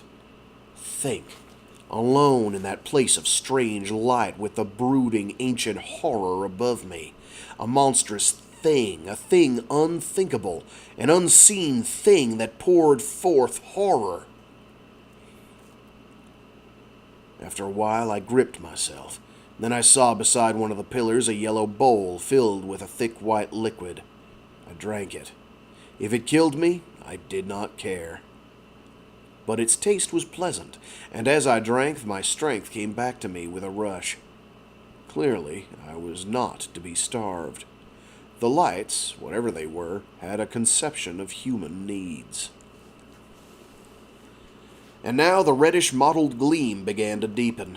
Outside, the humming, and through the circle outside, a blah, blah, blah, blah, blah, blah. My apologies. And now the reddish mottled gleam began to deepen. Outside arose the humming, and through the circle that was the entrance came streaming the globes. They ranged themselves in ranks until they filled the temple. Their whispering grew into a chant, a cadenced whispering chant that rose and fell, while to its rhythm the globes lifted and sank, lifted and sank. All that night the lights came and went, and all that night the chant sounded as they rose and fell. At the last I felt myself only an atom of consciousness in a sea of cadenced whispering, an atom that rose and fell with the bowing globes. I tell you that even my heart pulsed in unison with them. The red glow faded, the lights streamed out, the whispering died. I was again alone, and I knew that once again day had broken in my own world. I slept. When I awoke, I found beside the pillar more of the white liquid. I scrutinized the chain that held me to the altar. I began to rub two of the links together. I did this for hours. When the red began to thicken, there was a ridge worn in the links. Hope rushed up within me. There was, then, a chance to escape. With the thickening, the lights came again. All through that night, the whispering chant sounded, and the globes rose and fell. The chant seized me. It pulsed through... what? It pulsed through me until every nerve and muscle quivered to it. My lips began to quiver. They strove like a man trying to cry out in a nightmare. And at last they too were whispering the chant of the people in the pit. My body bowed in unison with the lights. I was, in movement and sound, one with the nameless things, while my soul sank back sick with horror and powerlessness. While I whispered, I saw them. "You saw the lights?" I asked stupidly. "I saw the things under the lights," he answered. Great transparent snail-like bodies, dozens of waving tentacles stretching from them, round gaping mouths under the luminous, seeing globes. They were like the ghosts of inconceivably monstrous slugs. I could see through them. And as I stared, still bowing and whispering, the dawn came, and they streamed to and through the entrance. They did not crawl or walk. They floated. They floated and were gone. I did not sleep. I worked all that day at my chain. By the thickening of the red, I had worn it to a sixth. By the thickening of the red, I had worn it a sixth through. And all that night I whispered and bowed with the pit people, joining in their chant to the thing that brooded above me. Twice again the red thickened and the chant had me. The chant held me. Then, on the morning of the fifth day, I broke through the worn links of the chain. I was free. I drank from the bowl of white liquid and poured what was left in my flask. I ran to the stairway. I rushed up and past that unseen horror behind the altar ledge and was out upon the bridge. I raced across the span and up the stairway. Can you think what it is to climb straight up the verge of a cleft world, with hell behind you? Hell was behind me, and terror rode me. The city had long been lost in the blue haze before I knew that I could climb no more. My heart beat upon my ears like a sledge. I fell before one of the little caves, feeling that here at last was sanctuary. I crept far back within it and waited for the haze to thicken. Almost at once it did so. From far below me came a vast and angry murmur. At the mouth of the rift, I saw a light pulse up through the blue, died down, and as it dimmed, I saw myriads of the golden... At the mouth of the rift, I saw a light pulse up through the blue, died down, and as it dimmed, I saw myriads of the globes that are the eyes of the pit people swing downward into the abyss. Again and again the light pulsed and the globes fell. They were hunting me. The whispering grew louder, more hesitant. More insistent. What? My brain is fogging out there. There grew in me the dreadful desire to join in the whispering as I had done in the temple. I bit my lips through and through to still them. All that night the beam shot up through the abyss, the globes swung and the whispering sounded, and now I knew the purpose of the caves and of the sculptured figures that still had power to guard them. But what were the people who had carved But what were the people who had carved them? Why had they built their city around the verge, and why had they set that stairway into the pit? What had they been to those things that dwelt at the bottom? And What had they been to those things that dwelt at the bottom, and what use had the things been to them that they should live beside their dwelling place? That there had been some purpose was certain. No work so prodigious as the stairway would have been undertaken otherwise. But what was the purpose? And why was it that those who had dwelt about the abyss had passed away ages ago, and the dwellers in the abyss still lived? I could find no answer, nor can I find any now. I have not the shred of a theory. Dawn came as I wondered, and with it silence. I drank what was left of the liquid in my canteen, crept from the cave, and began to climb again. That afternoon my legs gave out. I tore off my shirt, made from it pads for my knees and coverings for my hands. I crawled upward. I crawled up and up again. And again I crept into one of the caves and waited until again the blue thickened, the shaft of light shone through it, and the whispering came. But now there was a new note in the whispering. It was no longer threatening. It called and coaxed. It drew. A new terror gripped me. There had come upon me a mighty desire to leave the cave and go out where the light swung, to let them do to me as they pleased. To let them do with me as they pleased, carry me where they wished. The desire grew. It gained fresh impulse with every rise of the beam, until at last I vibrated with the desire as I had vibrated to the chant in the temple. My body was a pendulum. Up would go the beam, and I would swing toward it. Only my soul kept steady.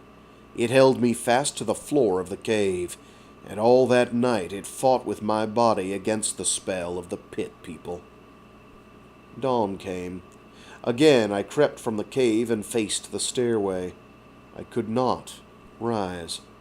My hands were torn and bleeding, my knees in agony. I forced myself upward, step by step. After a while my hands became numb. The pain left my knees. They deadened. Step by step my will drove my body upward upon them. And then a nightmare of crawling up infinite stretches of steps, memories of dull horror while hidden within the caves with the lights pulsing without, and whisperings that called and called me. Memory of a time when I awoke to find that my body was obeying the call and had carried me halfway out between the guardians of the portals, while thousands of gleaming globes rested in the blue haze and watched me. Glimpses of bitter fights against sleep, and always, a climb up and along infinite distances of steps that led from Abaddon to a paradise of blue sky and open world. At last, a conscious, or Abaddon, I'm never quite sure. I've heard it pronounced both ways. My gut would say it's Abaddon, because there's two D's and not two B's.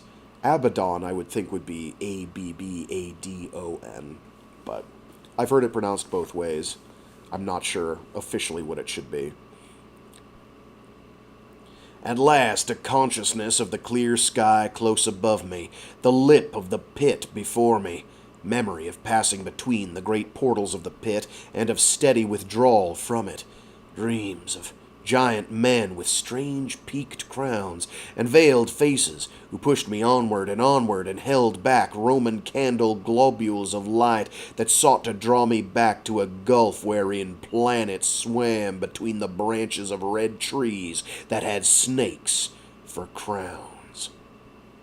And then a long, long sleep. How long, God alone knows, in a cleft of rocks. An awakening to see far in the north the beam still rising and falling, the lights still hunting, the whispering high above me calling. Again, crawling on dead arms and legs that moved, like the ancient mariner's ship, without volition of mine, but that carried me from a haunted place. And then, your fire, and this, safety. The crawling man smiled at us for a moment. Then, swiftly, life faded from his face. He slept. That afternoon we struck camp and carrying... That afternoon we struck camp and carrying the crawling man started back south. For 3 days we carried him and still he slept. And on the 3rd day, still sleeping, he died. We built a great pile of wood and we burned his body as he had asked. We scattered his ashes about the forest with the ashes of the trees that had consumed him. It must be a great magic indeed that could disentangle those ashes and draw him back in a rushing cloud to the pit he called accursed. I do not think that even the people of the pit have such a spell. No. But we did not return to the 5 peaks to see. And if the gold does stream out between the 5 peaks of the Hand Mountain like putty from a clenched fist, there it may remain for all of us. And that was The People of the Pit, written in 1918 by A. Merritt. And that is where we will call it for today. Hopefully people enjoyed. That was pretty good. I'm sorry if I seemed like I was fading in and out there. My brain's doing weird things right now. My brain's being special. Yay! So yeah, we will continue this on Wednesday. That sounds good. Hopefully this is working for people. These are fun. I'm not being, like, totally blown away by these like I was with that first collection. Some of those were just outstanding. Like, really blew my mind. Because I was like, there's no way someone wrote this back in, like, 1917. There's just no way. It's like, well, no, they very much did. Some really good ones in that one. Highly recommend. The one by W.E.B. Du Bois. I don't remember the name of it exactly. That one was fantastic. Basically the Night of the Comet kind of thing. That one was really good. Because it's basically about racial tensions and what does racism look like at the end of the world, sort of thing. It were pretty good.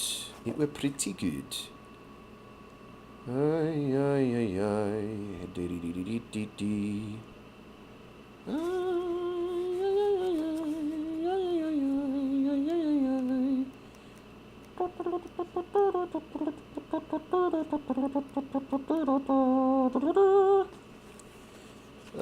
Let's see. How long is the last story? Not very. Okay, so what I'll do is... Oh, that one's fairly hefty, actually. Yeah, so Wednesday we'll do The Thing from Outside. Because that's fairly beefy. It'll be a shorter stream than we've been doing. And then we'll do the last 2 stories on Thursday. And there's also a couple... what page number is that? Yeah, we'll do that. There's also some author... what do you call those? The ones at the end where it does author descriptions. So we'll read those too. Even though I think those are kind of repeats of what we had in the introduction, but whatever. Decent recaps. Anyway, so I will see you in 2 days' time. Hopefully people aren't on fire right now. If you're in Europe, holy shit. Welcome to California, I guess. Things are not great right now. When you've got, like, record temperatures paired with almost universal drought in a lot of places. And then, oh, don't worry. Later on, you'll get torrential rainstorms that cause mudslides, because that's how this stuff works. It's almost like there's this thing called climatic extremism that happens when you have a lot of energy in the atmosphere due to increased heat, which is a reflection of the amount of energy that's in the atmosphere. It does wild things. Kind of crazy. Almost like there's this thing. It's almost like there's a globe that we live on, and it is warming. I don't know. Just a thought. So yeah, after this week, I don't. Yeah, I mean, we'll finish this week, and then I have to figure out what I'm going to do next week for the amount of the week that I'm there. Probably only have 1 or 2 streams, so I'll probably do like I don't know, like some interzones or something, or astounding science fictions. Just like soup to nuts those, or find a couple stories from them and be like, yeah, we'll just do that for an hour or 2 for the days I have free. And after I get back from my 2-week vacay, I will figure out what I'll read on stream next. I haven't yet. I've got a bunch of possibles. Quite a lot of them. I've got a bunch of reading I want to get done during that 2-week vacation, where I'll just basically plant myself in a chair, listen to some music, and read some books. That's what I'm hoping to do. That's my goal. What was the... Oh, I still have to get a copy of There Is No Anti-Memetics Division. Somebody recommended that, and I'll get around to that eventually.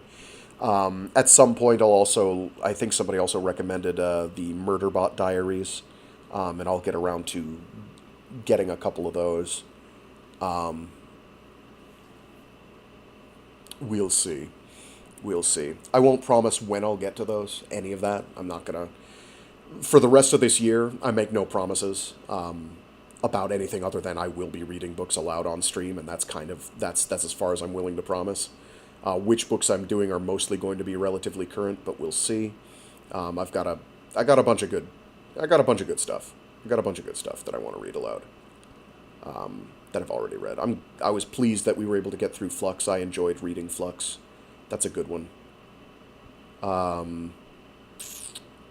What's another one I wanted to do? Oh, we'll absolutely be doing Red Noise this year. That's happening.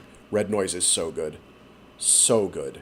I don't remember the author's name. It doesn't matter. It's called Red Noise. It's literally Yojimbo. It's literally an Akira Kurosawa film in space. It's very well done. It wears its influences on its sleeve and then has 1 or 2 twists that makes it stand out on its own and be relevant, which I was very happy about. But if you like Yojimbo, for instance, you're going to like Red Noise. I also want to read a book called Space Opera. In space, everyone can hear you sing, or no one can hear you sing. It's space Eurovision. It's good. It's good. Very Hitchhiker's Guide. What was the other? Oh, right. Alien Clay by Adrian Tchaikovsky. I think Tchaikovsky is his last name. I can't read it quite from here. I should put on my glasses. I don't need my glasses to read, is the thing. It's a far distance thing. It's not like Coke bottle or anything. I'm not blind, guys. I just should wear them when I'm driving a vehicle.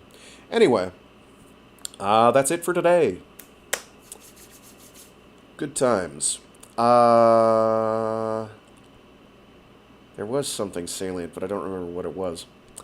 I will keep you all posted. Oh, right, I wanted to look at comments. Yes, I wanted to check comments because I'm going to have a 2-day break, and who knows what people have commented in the meantime. I'm trying to make that a fairly regular feature, where I will at least read some of those aloud. I do read them. I promise I always read them. I don't always comment to them or reply to them, but I do always read them. Let's see, what do we got? Let's see.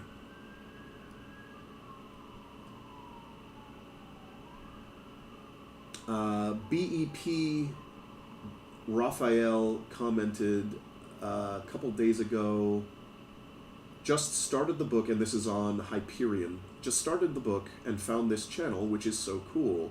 Hopefully Hyperion will be as good a book as it apparently is for most sci-fi lovers. He then comments a couple days later, I'm struggling with the beginning of this book. The Priest's Tale is so boring so far. It's not as interesting as I thought it would be. But since I found your reading, I've been trying again. Hopefully the book will engage me. To which I replied, the Priest's Tale segment in particular is a very slow burn, as is the Saul Weintraub section, though that one at least has looming emotional points of contact going for it at all times. The Hyperion Cantos and the sequel Endymion books are fairly reliant on longer-term payoffs, some of which might work for you and some of which might not. Goodness knows I've got mixed feelings on some of them. To which he replies, I must say the book's been turning more interesting, especially after the Bikura and the Shrike showed up. Thanks for the reading again. It helped a lot. Which is what I like to hear. Somebody commented to Starship Troopers at timestamp 1 hour 43 minutes, they do hold a vested interest in causing disorder to continue and spread. If there are dangerous people in the streets, and the government will have a right to step in and do something about it at some point. Only thing is, they're going to come after regular law-abiding citizens too. Yay, fascism! Then BEP Raphael says, like a day ago... Oh no, we did that one already. So BEP Raphael commented, your interpretation of Father Hoyt at the end, wow man, Oscar for you. I also take that. And then at about the midpoint of Distress by Gregg Egan, Visual Notion 3957 says, it's interesting that we still don't know much about the Distress. I'm very curious. Let's see what happens. It's a ride. Distress was better than I remembered, for sure. I had largely forgotten the plot of Distress, but that one was pretty good. It had been quite a few years.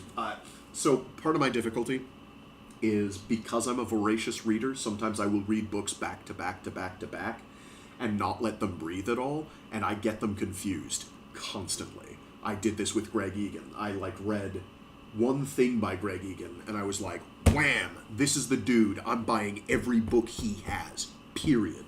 And then basically chained them together for a solid year. So there's a whole passel of them in the middle where I'm like, did that happen in this book or another one? And I get them conflated all the time. I am an unreliable narrator. I read what's in the book, but I'm unreliable because I will be like, oh, try to explain this book. And I'm like, well, here's stuff from 3 other books that are similar, but not the same thing. Anywho's'll be, let's rock and roll in 2 days' time. I will see you all later. Stay safe, stay sane. Stay as cool or toasty as you possibly can. Geolocation and conditions permitting. And be decent to each other. See you all next time. Toodaloo.